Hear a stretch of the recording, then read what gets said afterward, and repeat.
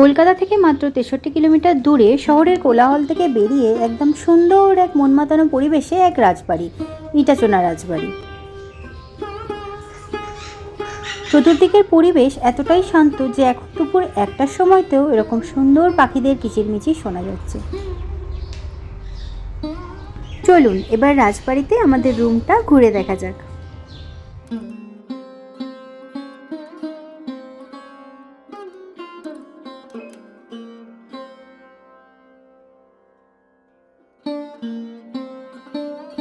পৌঁছে গেছি। আমাদের রুম হচ্ছে জ্যাঠামশাই।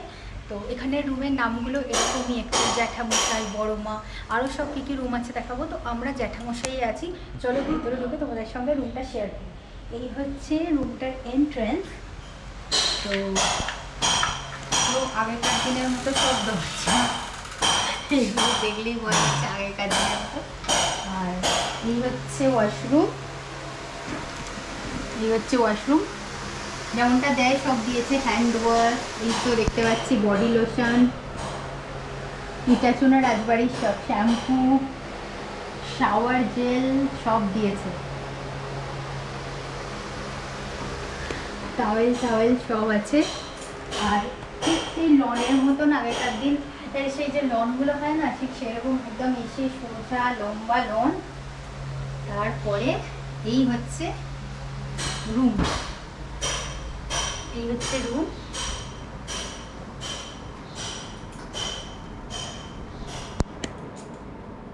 এই হচ্ছে রুমটা বেশ সুন্দর। আমার তো ঢুকেই ভালো লেগেছে। রাজবাড়িটা মানে ঢুকেই একটা অন্যরকম ফিল হয়েছে। রাজবাড়িতেই প্রথমবার এলাম, তো ঢুকেই একটা অন্যরকম ফিল হয়েছে, মানে এক্সপ্রেস করার মতো না।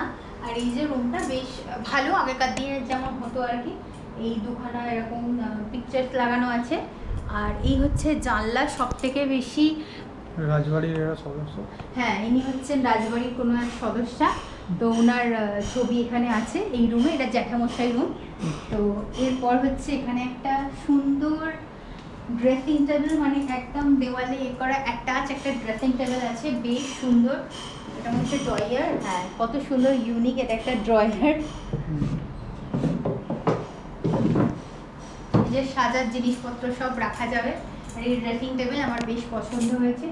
আর এই হচ্ছে টিভি, একটা ছোট্ট ওয়ার্ড্রপ মতো, এই যে হলো টিভি। আর এই যে বসার জন্য টেবিল, দুটো স্টুল টাইপের দিয়েছে।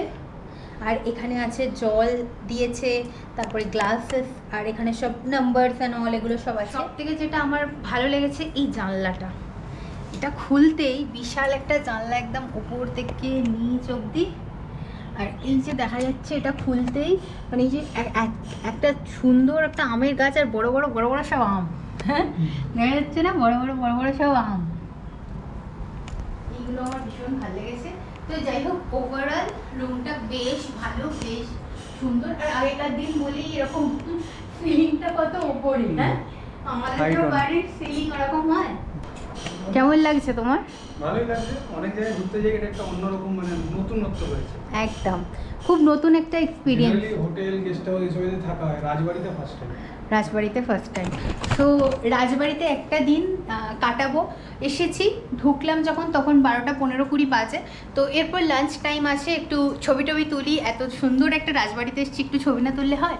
তো একটু ছবি টবি তুলবো, লাঞ্চ টাঞ্চ করবো, বাকি সব কিছুই শেয়ার করছি।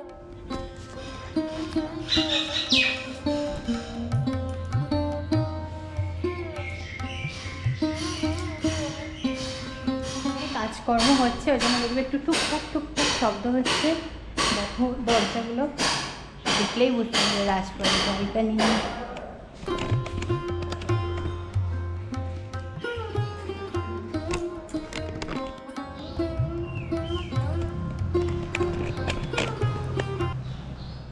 এই হচ্ছে ওপর থেকে রাজবাড়ির একটা পুরোটা ভিউ।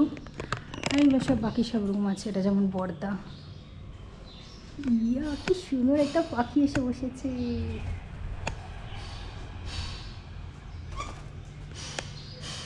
এসব এক্সপিরিয়েন্স এখানে এলেই পাওয়া যায়, সিরিয়াসলি। এটা যেমন বর্দার রুম।